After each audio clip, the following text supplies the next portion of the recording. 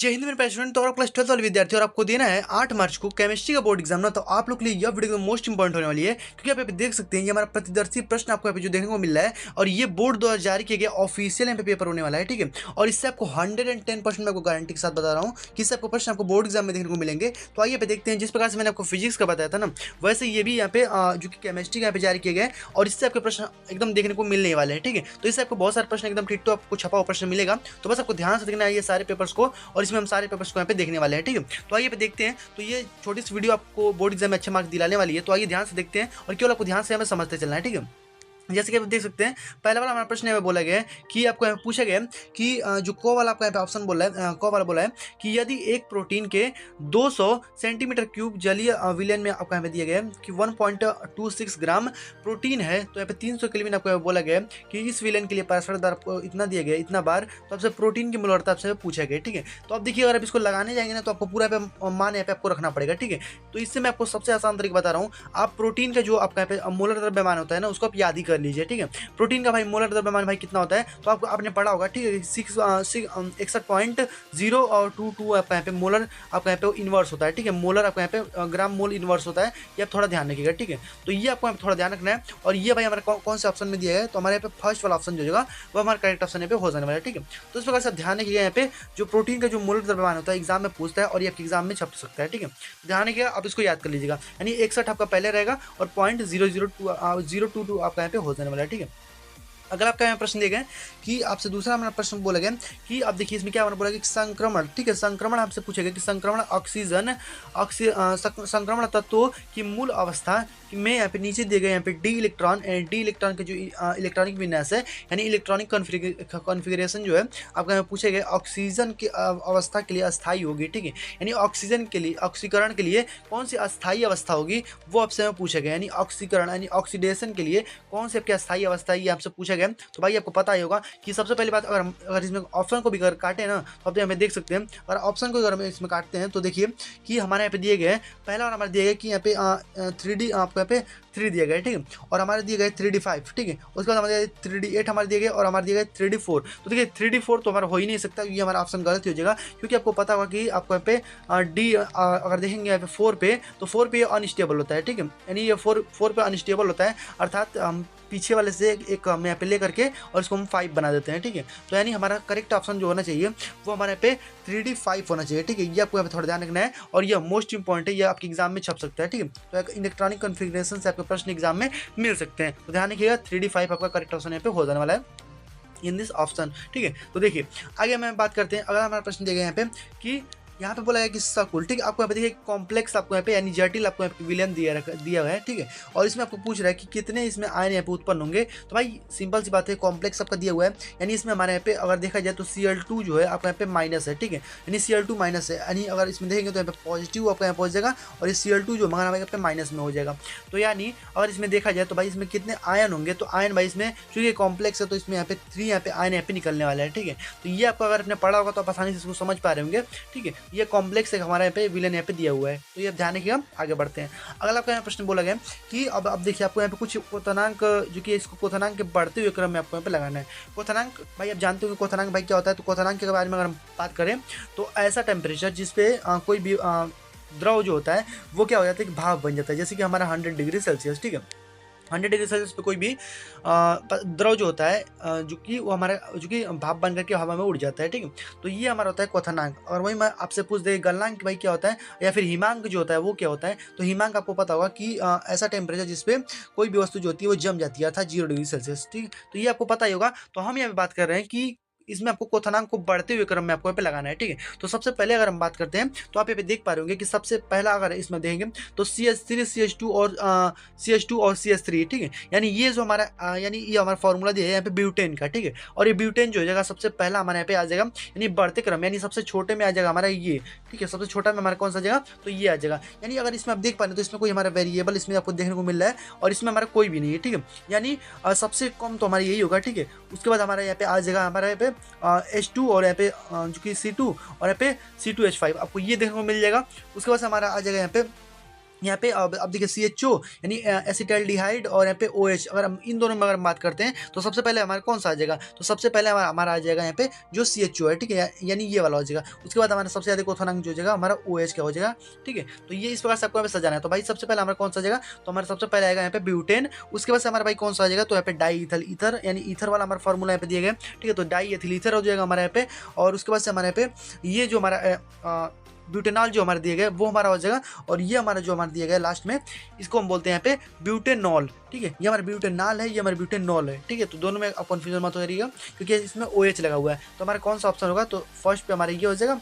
और यहाँ पे देखिए हमारा ये लास्ट वाला जो ऑप्शन आपको देखने को मिल रहा है, ये हमारा करेक्ट ऑप्शन यहाँ पे हो जाने वाला है, ठीक है। देख सकते हैं हमारा पहले ब्यूटेन हो जाएगा, ये ब्यूटेन हमारा पहले, फिर हमारे यहाँ पे हो जाएगा डाई एथिल ईथर हो जाएगा, क्योंकि आपका बीच में O दिखाई दे रहा है, ठीक है। और ये ईथर में ही होता है, डाई एथिल ईथर हो जाएगा। और फिर हमारे यहाँ पे ब्यूटेनॉल हो जाएगा, फिर ब्यूटेनॉल हो जाएगा। तो ये इस प्रकार से आपको यहाँ पे क्वेश्चन को बनाना है, यानी बढ़ते क्रम में आपको यहाँ पे लगाना था क्वोथनांक, ठीक है। तो आप समझ पा रहे होंगे, ठीक है। इन सारे प्रश्नों को नोट करते हुए यहाँ पे चलिएगा, सब मोस्ट इंपॉर्टेंट है। आगे अगर हम बात करते हैं यहाँ पे, अगर हमारा प्रश्न बोला गया कि यहाँ पे ग्रेबियल, ठीक है, ग्रेबियल आपसे बोला गया कि थैलिमाइड संश्लेषण से बनता है, ठीक है। यानी ग्रेबियल थैलिमाइड संश्लेषण अगर आपने पढ़ा होगा तो आपको पता होगा कि इससे प्राथमिक एलिफेटिक एमीन में यहाँ पे बनता है, ठीक है। तो और ये हमारा ऑप्शन भाई कौन सा हो जाएगा, तो प्राथमिक एलिफेटिक एमीन जो होता है ये हमारा बनता है। और ये हमारा मोस्ट इंपॉर्टेंट क्वेश्चन एग्जाम में छपने वाला है, ठीक है। और एग्जाम में आपके छप सकता है। आगे अगर हम बात करते हैं, अगला हमारा प्रश्न बोला गया कि माल्टोज बना होता है, ठीक है। अब देखिए भाई, इससे अगर प्रश्न तो भाई मतलब पूछे जाते हैं कि माल्टोज देखिए बना होता है, या फिर आपसे पूछ देगा कि सुक्रोज बना होता है, या फिर आपसे बोल देगा कि लैक्टोज बना होता है। तो आपने पढ़ा होगा, अगर हम बात करते हैं सुक्रोज की, ठीक है, अगर हम सुक्रोज की बात करते हैं तो आपने इसको पढ़ा होगा कि ये हमारा ग्लूकोज, ठीक है, ग्लूकोज प्लस फ्रैक्टोज से मिलकर बना होता है, ठीक है। अगर वहीं पे हम बात करते हैं यहाँ पे, वहीं पे अगर हम बात करते हैं यहाँ पे लैक्टोज के बारे में, ठीक है, अगर लैक्टोज के बारे में अगर हम बात करते हैं तो हमारा ग्लूकोज प्लस गैलेक्टोज से मिलकर बना होता है। और वहीं पर हम बात करते हैं यहाँ पे माल्टोज की, यानी माल्टोज हमारा पूछे गए, तो ये हमारे किससे बनता है, तो ग्लूकोज प्लस ग्लूकोज से मिलकर बना होता है। यानी ग्लूकोज के 2 अणु आपको यहाँ पे देखने को मिल रहे हैं। तो यानी हमारा करेक्ट ऑप्शन जो हो जाएगा वो हमारा भाई कौन सा हो जाएगा, तो करेक्ट ऑप्शन जो होगा हमारे यहाँ पे, यानी ग्लूकोज के 2 अणु आपको यहाँ पे करेक्ट ऑप्शन यहाँ पे हो जाने वाला है। तो इस प्रकार से आपको क्वेश्चनों को सॉल्व करते चलना है, और इन तीनों में से आपको एक प्रश्न मिल सकता है, इसको ध्यान में रखिए। यानी ग्लूकोज, फ्रैक्टोज और फिर यहाँ पे ग्लूकोज और गैलेक्टोज हो जाएगा, और हमारे पे जी यानी हमारे पे ग्लूकोज और ग्लूकोज हो जाएगा, ठीक है, यानी 2 अणु हो जाएंगे। तो इस प्रकार से आपको क्लियर करते चलना है सारे प्रश्नों को। यहाँ तक आपको क्लियर हो गया। अब देखिए हम यहाँ पे प्रश्नों को देख लेते हैं भाई कौन सा इंपॉर्टेंट है। सबसे पहले आप प्रश्नों को देख लीजिए, इसको हम यहाँ पे जल्दी सॉल्व भी यहाँ पे करा देंगे, ठीक है। पहले आप क्वेश्चन को फटाफट से देख लीजिए कौन सा आपके बोर्ड एग्जाम के लिए मोस्ट इंपॉर्टेंट है। तो देखिए पहला आपको प्रश्न बोलेगा कि वाट हम गुणांक, ठीक है, यानी वाट हम यहाँ पे गुणांक जो है पूछा जाता है, ठीक है। और यह जो है यहाँ पे अणु संख्या गुणों में किस प्रकार संबंधित है, ये आपसे 2 अंक यहाँ पे पूछा जाएगा। और ये भी मोस्ट इंपॉर्टेंट है, वाट ऑफ गुणांक जो है एग्जाम में बहुत ज़्यादा इंपॉर्टेंट है और कई बार एग्जाम में पूछा भी गया है, ठीक है।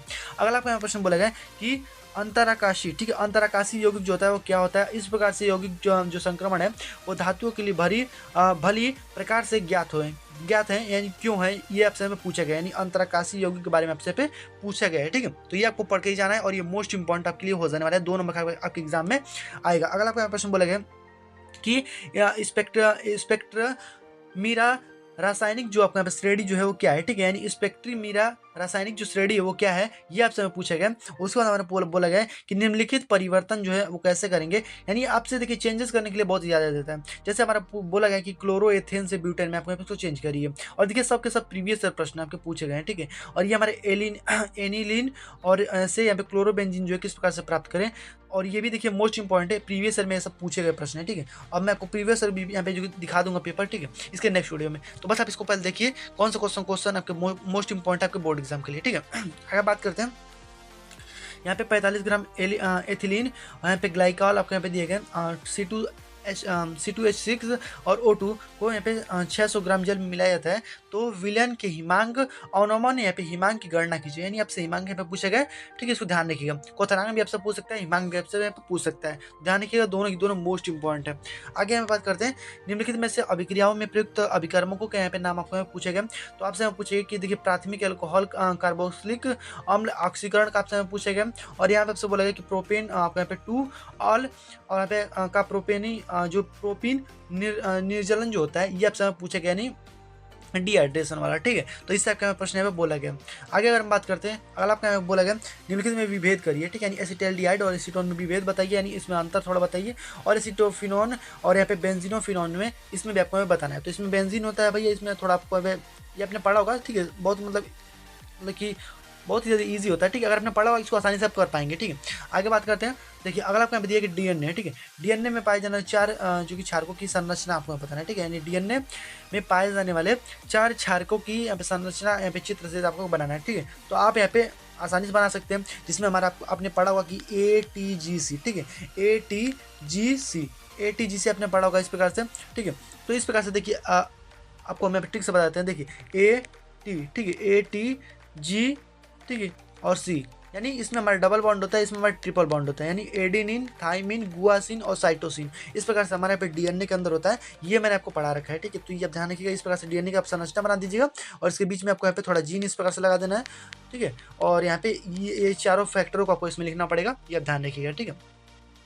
आगे अगर हम बात करते हैं यहाँ पे आसवन के द्वारा यहाँ पे शुद्ध एथेनॉल प्राप्त करना संभव है, यानी मतलब क्यों संभव नहीं है, ये आपसे पूछेगा। और यहाँ पे द्विअंगी, ठीक है, द्विअंगी मिश्रणों के नाम यहाँ पे क्या है, क्या दिया गया जाता है, जो सामान्यतः यहाँ पे राउल्ट के नियम, ठीक है। देखिए राउल्ट का नियम सबसे मोस्ट इंपॉर्टेंट होता है, एग्जाम में बहुत बार पूछे गए। राउल्ट के विचलन के मतलब दर्शाते हैं, और जिनके अवयव को आसवन द्वारा यहाँ पे अलग नहीं किया जा सकता। मिश्रण जो है वो कितने प्रकार के होते हैं, ये आपसे हमें पूछे गए, जिनको आसवन द्वारा मतलब अलग नहीं किया जाता, उन मिश्रणों की यहाँ पे बात कर रहा है, ठीक है। तो राउल्ट के नियमानुसार अपने यहाँ पे पढ़ा भी होगा। तो आगे हम बात करते हैं निम्नलिखित यहाँ पे किसी भी वैद्युत अपघट्य, अब देखिए वैद्युत अपघट्य के विलयन में चालकता और मोलर चालकता की परिभाषा दीजिए। तो भाई मोस्ट इंपॉर्टेंट में इसको डालिएगा, ठीक है। 100% एग्जाम में छप सकता है, ठीक है। सांद्रता के साथ इनके परिवर्तनों की विवेचना भी करना है, यानी आपसे चालकता और मोलर चालकता से पूछा गया। अगला आपको बोला गया कि एक अभिक्रिया यहाँ पे ए जो कि प्रति आपका बोला कि प्रथम तथा बी के प्रति द्वितीय कोटि की आपको यहाँ पे है। तो यहाँ पे सबसे पहला प्रश्न इसमें बोला गया कि अवकल वेग का समीकरण लिखिए। दूसरा आपसे बोला गया कि बी की सांद्रता यहाँ पे 3 गुनी हो जाएगी, उसका वेग पर क्या प्रभाव पड़ेगा। और यहाँ पे तीसरा दिया गया है कि ए तथा बी जो है दोनों यहाँ पे सांद्रता दुगुनी हो जाएगी, दुगुनी करने पर वेग पर यहाँ पे क्या प्रभाव पड़ेगा। यानी यहाँ पे बोला कि तिगुनी होने पर और यहाँ पे बोला दुगुनी होने पर, यानी दोनों में और इसमें केवल एक में, ठीक है। तो ये आपसे हमें पूछा गया, आई होप आप इसको कर पाएंगे, ठीक है। आगे अगर हम बात करते हैं घ वाला ऑप्शन, इसमें बोला गया हमारे यहाँ पे चौथे वाले प्रश्न में घ वाला हमारा बोला गया कि आपको यहाँ पे दिया गया कि जो कि आपका यहाँ पे CR, ठीक है, CR जो है प्रबल उपचायक है और इसमें हमारा बोला गया कि जबकि मैग्नीज जो है वो प्रबल आक्सीकारक। देखिए हमारे इसमें बोला गया यहाँ पे कि प्रबल आक्सीकारक है, ठीक है। और इसमें दूसरा वाला में बोला गया कि आयनों में D1 जो है विन्यास, यानी जो इलेक्ट्रॉन जो कॉन्फ़िगरेशन होता है अत्यंत अस्थायी, ये आपसे हमें पूछा गया, ठीक है। यानी कारण आपसे पूछा गया ऐसा क्यों होता है, ठीक है। तो ये आपको यहाँ पे थोड़ा ध्यान रखना है। आगे अगर हम बात करते हैं ना, तो ये आप ध्यान रखिए। आगे हम बात करते हैं यहाँ पे पांचवा आपका प्रश्न बोला गया यहाँ पे कि प्राथमिक तथा द्वितीयक यहाँ पे बैटरियों की तुलना में ईंधन सेल जो है वो क्या लाभ है। और यहाँ पे आपको डिस्चार्ज, ठीक है, यानी डिस्चार्ज आपसे पूछा गया। डिस्चार्ज होते हुए भी सीसा संचायक जो सेल होते हैं उसमें अभिक्रिया जो है उसके आपको बताना है। तो आपको सीसा संचायक सेल आपने पढ़ा ही होगा, ठीक है। अपने 2 यहाँ पे टर्मिनल बना देना है और इसमें आपको H2SO4 जो होता है आपको यहाँ पे थोड़ा ध्यान रखना है, ठीक है। तो इसके अंदर यहाँ पे मिला दिया जाता है ताकि इसमें इसका फ्लो जो करंट का वो एकदम मतलब ईजिली यहाँ पे हो पाए, यानी इसके बीच में जो आंतरिक जो प्रतिरोध होता है उसको यहाँ पे कम करता है, ठीक है। तो इसलिए हमारे H2SO4 को मिला दिया जाता है और यहाँ पे 2 टर्मिनल होते हैं, एनोड और कैथोड, ठीक है। तो ये आपने पढ़ा होगा, ठीक है। तो आगे हमें बात करते हैं, इसको आप और बेहतर थोड़ा पढ़ लीजिएगा, ठीक है। इंपॉर्टेंट है, मोस्ट इंपॉर्टेंट है, ठीक है। आगे अगर हम बात करते हैं यहाँ पे अपघट्य का घनत्व आपसे पूछा गया था, उसमें प्रभावित होता है। आगे इसमें दिया प्रथम कोटि की अभिक्रिया, मोस्ट इंपॉर्टेंट में डालिएगा। इसमें हम बोला है कि 1/6 मतलब 1/16 भाग जो है रह जाता है, उसमें कितना समय लगेगा, ठीक है। तो ये आपका इससे एकदम 100% एग्जाम में प्रश्न बोलेगा कि प्रथम कोटि की अभिक्रिया के लिए आपको यहाँ पे जो कि वेग स्थिरांक दिया हुआ है और आपको यहाँ पे पूछ रहा है कि इतने में यानी इतने भाग को पूरा होने में कितना समय आपको लगेगा। आप इसमें इसका फॉर्मूला जान लेंगे, ठीक है, T½ के बारे में, ठीक है। आगे अगर हम बात करते हैं, अगर हम देखिए ग्लूकोज पहला आपका ये इसमें कि देखिए इसी में हमारे 2 क्वेश्चन दिया गया था कि एक प्रथम कोटि की अभिक्रिया में 30% जो है वियोजन में 40 मिनट लगते हैं, तो T½ देखिए आपका T½ पूछा गया है, यानी दोनों प्रश्न समझ लीजिए इंपॉर्टेंट है। अगर हमारे देखिए ग्लूकोज तथा फ्रैक्टोज के 2 समान रासायनिक गुणों का समीकरण आपको यहाँ पे लिखना है, ठीक है। तो ग्लूकोज और फ्रैक्टोज आपसे दोनों पूछा गया, इसको ध्यान रखिएगा थोड़ा। आगे अगर हम बात करते हैं यहाँ पे, अगला हमारा इसमें प्रश्न बोला गया कि विटामिन ए और सी के लिए आवश्यक है, यानी क्यों हमारे लिए आवश्यक है, इसके महत्वपूर्ण स्रोत जो है वो क्या है, ठीक है। तो आपको पता होगा भाई ए हमारे लिए भाई क्यों महत्वपूर्ण है, सी हमारे लिए क्यों महत्वपूर्ण है, ठीक है। तो ये आप सभी चीज़ों को जानते हुए चलेगा। Vitamin A, vitamin B, vitamin C, vitamin D, सारे प्रश्न आपको यहाँ पे पूछे जा सकते हैं, ठीक है। आगे अगर हम बात करते हैं यहाँ पे द्विदंतूर तथा उभय दंतूर, ठीक है, लिग्नेड, ठीक है, लिगेंड। देखिए लिगेंड से भी प्रश्न आपके एग्जाम में बनते हैं, तो लिगेंड ध्यान रखिएगा थोड़ा, लिगेंड जो है उससे क्या तात्पर्य है, ये आपसे पूछा गया। आगे पूछा गया कि किलेट जो प्रभाव है उससे क्या अभिप्राय है। तो ये भी कई बार एग्जाम में पूछे, किलेट जो प्रभाव होता है वो क्या होता है। अब देखिए अब आपका यहाँ पे प्रश्न बोला गया कि क्या होता है जब, सब 5 नंबर के प्रश्न यहाँ पे पूछे जाएंगे, तो क्या होता है जब, आप थोड़ा ध्यान में रखते हुए यहाँ पे चलिएगा। देखिए हमारे पूछे कि मेथिल क्लोराइड को जब हम अभिक्रिया कराते हैं यहाँ पे जो कि पोटेशियम साइनाइड से, ठीक है, तो इससे हम जब अभिक्रिया कराते हैं यानी KCN से जब हम अभिक्रिया करेंगे तो क्या होगा। यह हमें पूछे एथिल क्लोराइड जो है यहाँ पे कि अभिक्रिया जो है वहाँ पे KOH यानी पोटेशियम हाइड्रोक्साइड से जब करेंगे तो क्या होगा। और वही हमारा पीछे बोला गया कि शुष्क जो ईथर है, ठीक है, उपस्थिति यहाँ पे ब्रोमोबेंजीन की अभिक्रिया जो मैग्नीशियम से होती है तो क्या होगा। और यहाँ पे एन ब्यूटाइल जो होता है, ब्यूटिल जो होता है, क्लोराइड एल्कोहल यानी पोटेशियम OH के साथ में अभिकृत किया जाता है तो यहाँ पे क्या होगा। और क्लोरोबेंजीन जो होगा का जल में अपघटन जो है वो किया जाता है तो इसमें क्या हमारा पेपर प्राप्त होगा। ये सारे प्रश्न इंपॉर्टेंट होगा आपका एग्जाम के लिए। आगे बात करते हैं। अब देखिए अब आपको यहाँ पे उत्पाद को यहाँ पे बनाना है और आप यहाँ पे समीकरण को अगर आप सॉल्व कर लेते हैं तो आप इसको आसानी से कर पाएंगे, ठीक है। तो ये सारे के सारे प्रश्न जो होंगे आपको यहाँ पे जो कि प्रत्येक अभिक्रिया को बनने वाले यहाँ पे कार्बनिक उत्पाद की संरचना आपको यहाँ पे बतानी है, ठीक है। तो आप इसको आसानी से अगर रासायनिक समीकरण को बना पाते हैं तो आप आसानी से इसको कर पाएंगे, ठीक है। आगे अगर हम बात करते हैं, अगर आपका यहाँ प्रश्न बोला गया निम्नलिखित में से आपको यहाँ पे उदाहरण पे 2 पे आपको कोई लिखना है। अब देखिए भाई कितना ज़्यादा मोस्ट इंपॉर्टेंट है कोल्बे अभिक्रिया, भाई बहुत बार पूछा गया। कोल्बे अभिक्रिया, राइमर टीमर, एकदम मोस्ट इंपॉर्टेंट में इसको डालिएगा, ठीक है, और एकदम 100% तैयार करके जाइएगा। और ये हमारा विलियमसन जो ईथर जो है उसका संश्लेषण एग्जाम में पूछा जाता है तो इसको भी थोड़ा ध्यान में रखते हुए चलिएगा, ठीक है। आगे आपको यहाँ बोला गया कि निम्नलिखित में से अभिक्रियाओं में समीकरण दीजिए, ठीक है। समीकरण आपसे पूछा गया कि तनु यहाँ पे HNO3, ठीक है, यानी आपका यहाँ पे जो नाइट्रस ऑक्साइड होता है, ठीक है, वो आपसे कि फिनॉल से जब हम अभिक्रिया कराते हैं तो इसमें क्या होगा, ठीक है। तो ये आप थोड़ा ध्यान रखिएगा। और ब्रोमीन की जो CH2, देखिए आपको दिया है CH2 फिनॉल के साथ अभिक्रिया कराते हैं तो क्या होगा। और प्रोपेन जो है, प्रोपेनॉल जो है, प्रोपेन प्लस की प्रोपेन फर्स्ट और ऑल का यहाँ पे क्षारीय यानी KMnO जो 4 है उससे मैं जो कि के साथ में अभिक्रिया जो ऑक्सीकरण जो कराते हैं तो आपको यहाँ पे क्या निकलने वाला है इसके दौरान। तो ये आपसे पूछे गए तो ये आपको सारे प्रश्न यहाँ पे आने चाहिए, ठीक है। इन प्रश्नों को आप ला करके जोड़ दीजिएगा, इसमें से आपको गारंटी देता हूँ आपके एग्जाम में प्रश्न मिलेंगे ही मिलेंगे, ठीक है। अगर आपको यहाँ पे 7वां एंड लास्ट प्रश्न आपका बोला है, देखिए ये भी हमारा उसी से पूछा गया कि अधिकतम चरण आपसे पूछा गया अधिकतम चरणों में संपन्न होगा, ठीक है। तो ये आपसे पूछा गया कि रूपांतरण आपको इसमें करना है यानी इसको यहाँ पे परिवर्तित करना है, ठीक है। यहाँ पे बेंजीन आपको पूछा गया कि ब्रोमोबेंजीन को आपको बदलना है यहाँ पे फेनिलो एथेनॉल में, ठीक है। तो फेनिल एथेनॉल में बदलना है। दूसरा हमारे दिया बेंजीन एल्डिहाइड को प्रोपेन आपको यहाँ पे जो कि फेनिल प्रोपेन में आपको बदलना है। और यहाँ पे एथेनॉल का बोला गया कि हाइड्रोक्सी ब्यूटेनॉल में बदलना है। और यहाँ पे बेंजीनोइक अम्ल को यहाँ पे बेंजीन एल्डिहाइड में बदलना है।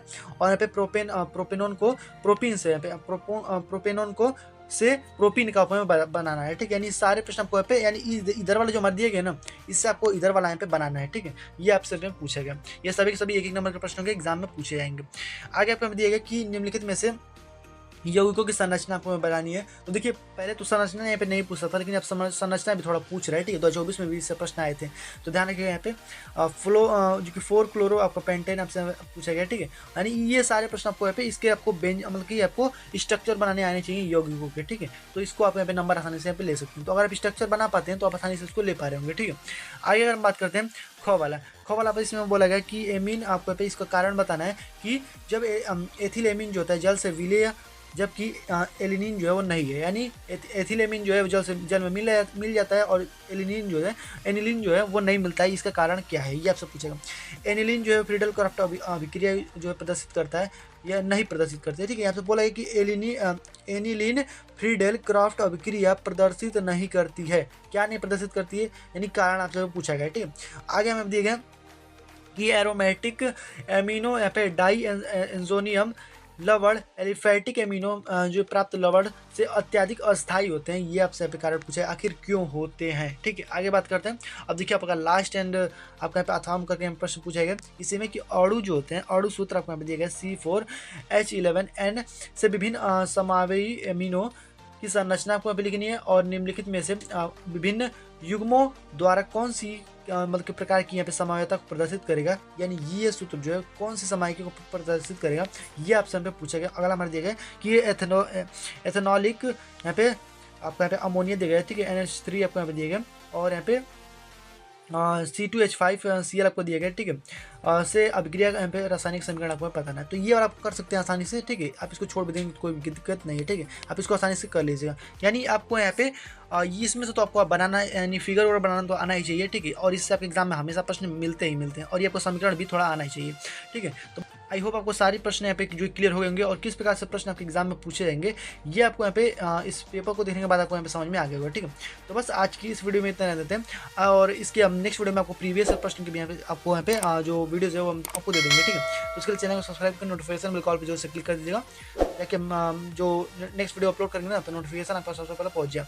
चलिए मिलते हैं नेक्स्ट वीडियो में, तब तक गुड बाय, वंदे मातरम।